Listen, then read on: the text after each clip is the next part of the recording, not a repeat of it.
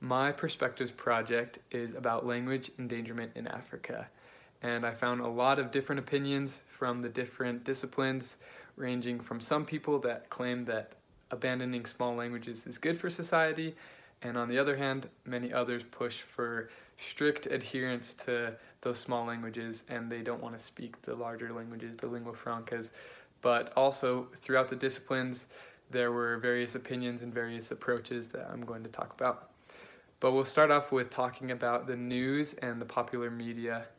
And the African sources probably vary a lot from the American or the other outsider resources. But I found an article about a Senegalese man who is trying to revive his native language. And this article had a flashy title about how his language is dying, and the title alone made it seem like the Africans were helpless victims to this linguistic extinction that was upon them. But I did notice in the article it talked about the good that this man was doing, how he was trying to save the ideas and save his language from death. But this article also used lots of the language that we talked about that's pretty stereotypical for describing Africans, like the tribes and villages and the hut that he lived in. So I found that lots of this article kind of fit that African stereotype that many outsiders have. And it seems that the American news and popular media, when they talk about language endangerment in Africa, they kind of talk about it as if it's just one of the other problems that's faced by these third world countries. And it would be great if African languages were preserved, but we can't do much about it. And also because these news articles are meant to be flashy and to grab our attention, of course it used lots of these African stereotypes that people are interested about. As I moved on to my scholarly analysis, this was actually the part of the project that I found the most interesting, because the opinions were so diverse, coming from history and coming from sociology, and the authors themselves, even in each of these disciplines, had various opinions. So from the historical perspective, it seems that the historians had a more objective approach on the topic. Like, they discussed the past history of these languages, like of the larger languages like Swahili and Yoruba that spreaded and kind of ate up these smaller languages. And these big languages contributed largely to the endangerment and extinction of the smaller African languages today. And in addition to these large African languages, there was a huge effect of colonialism and the rise of English and French that kind of consumed these smaller languages as well. So the historians noted how both of these like languages, the outside languages as well as African languages, kind of had a role in the endangerment of the smaller languages of African groups. And the historians also identify many internal factors that contribute to the language endangerment, such as increasing interaction in between smaller groups and intermarriage, and then borrowing vocabulary from other dialects, and failure to teach younger generations these native languages. So each historian does have a different take on the subject, but we do find a general consistency throughout the history discipline.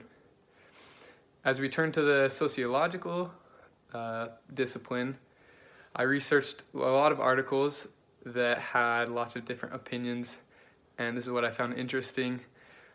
Instead of covering past events like the historians did, the sociologists focus on the role languages play in today's society and the function of language shift among these cultures today and how it affects people in their daily lives. While one author strongly advocated strict usage of native languages, claiming that English is a linguicide that destroys culture in Africa, another author claimed that Africans who choose to adopt new languages do so in wisdom in order to preserve their best interest, and they're wise in doing these things, and to integrate their language into a new language is just a way that they can adapt and develop personally and as a nation. So overall, the sociological perspective varies from person to person. Like, there's not one view that all sociologists have on this issue.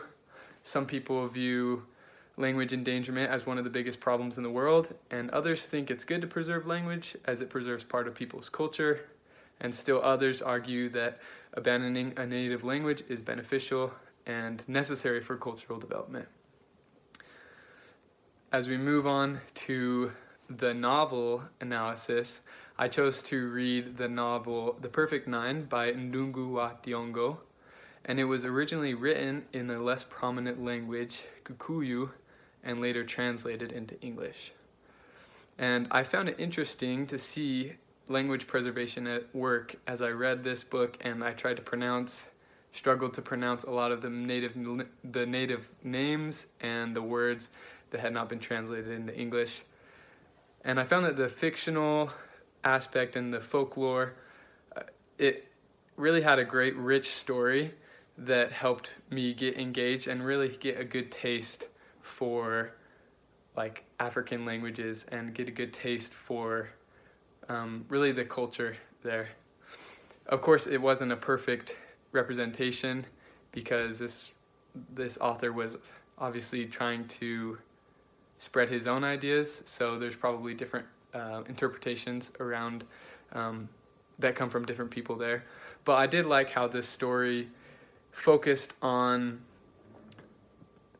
pride in one's ethnic group, because there were these 9 daughters and they all had their different attributes that they were good at, and then at the end of the story they all go off and form different groups. They're like different tribes around Kenya.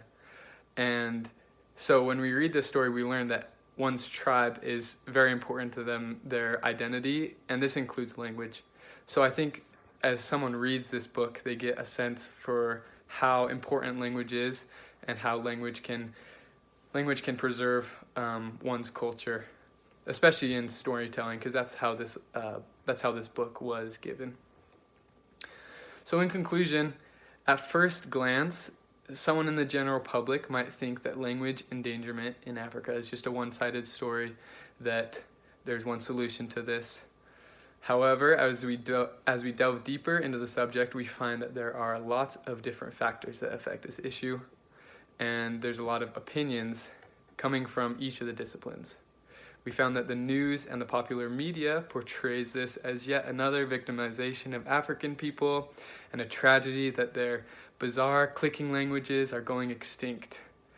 Historians focus on the events leading up to the situation and language endangerment today, including the effects of larger African languages and colonialism and how these have changed the way that African languages exist today. And then sociologists claim their individual opinions on how language endangerment affects African cultures and people living today, whether it be positively or negatively. And finally, like Ngugi wa Thiongo, there probably are many African novelists that convey a message that plays upon the uniqueness of African cultures and promotes linguistic pride and linguistic individuality among each of the African groups. Now, if we want to fully understand language endangerment in Africa, it's important to see it from all these multiple perspectives. And I find it especially important to take an inside scoop from the African scholars and the people there, because this really is about their languages and what's important to them. So you may be asking what the overall solution to the problem of language endangerment in Africa is. And the answer is, it depends on who you ask.